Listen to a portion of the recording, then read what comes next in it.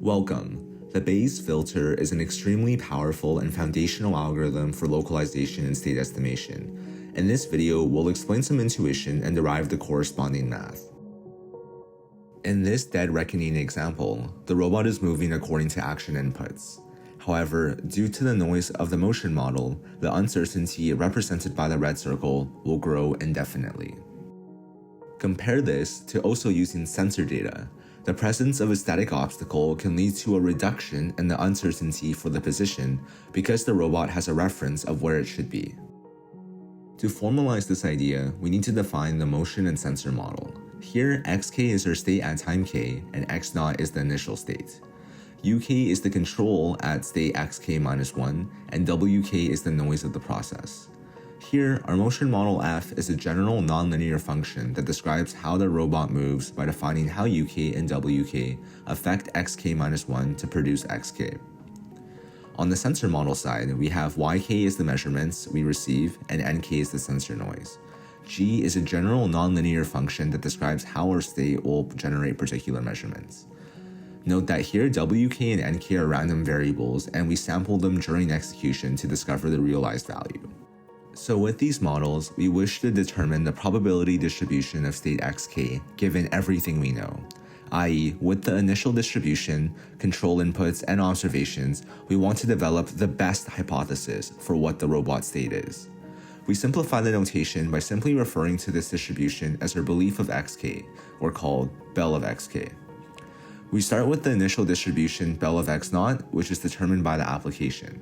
For example, if there is a set start location, the probability distribution would be a point mass with the probability 1 at the start location.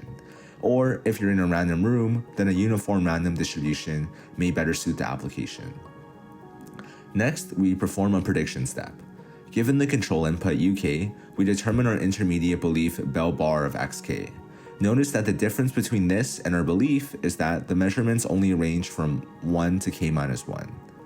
During this phase, we update our belief of our state, in this animation it's the position, and it's common for the uncertainty to grow. Following, we have the correction step from our observation. This correction both adjusts our position to be more probable and often reduces our uncertainty. Then, we can simply repeat prediction and correction in a recursive manner for the entire task. Now let's derive how to mathematically compute this belief. The first step is the standard application of Bayes' rule to xk and yk. Then, we don't care about the normalization constant because it does not depend on xk, so we just call it eta and normalize after. In the Bayes filter, we assume xk is a complete state, meaning it is the best possible predictor of the future. Hence, our measurement yk only depends on xk. Now looking at the second term, we first apply the opposite of marginalization on the previous state xk minus 1. This means that we simply add in xk minus 1 to the joint distribution and integrate it out at the same time. We then apply the chain rule of probability to deconstruct xk minus 1 from the joint distribution. We'll again use the fact that xk is a complete state, which allows us to use the Markov property for the state transition. Xk only depends on xk minus 1 and uk. Lastly, we see that xk minus 1 does not depend on uk, so we simply get rid of it. Now we have arrived at the final form of the Bayes filter in all its glory. The pseudocode of the Bayes filter further provides some intuition about what's happening.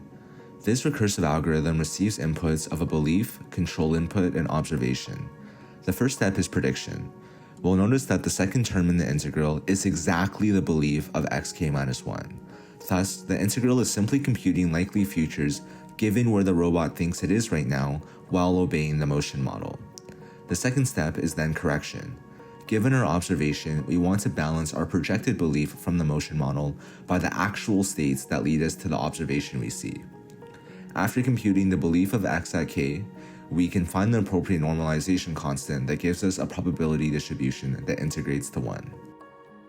A keen observer might notice that directly implementing the Bayes filter as derived can be computationally challenging when dealing with continuous states or complex scenarios. This is because representing and manipulating arbitrary probability distributions can be computationally intractable. To apply the Bayes filter in practice, we need to make assumptions over how we implement the probability distribution. different assumptions lead us to different possible filters. The Gaussian filter, for example, assumes that the probability distributions at each time step must be Gaussian, and this leads to probably the most well-known type of filter called the Kalman filter. We will be exploring many of the different filter algorithms that derive from the foundational Bayes filter in future videos. Thank you for watching, and see you next time.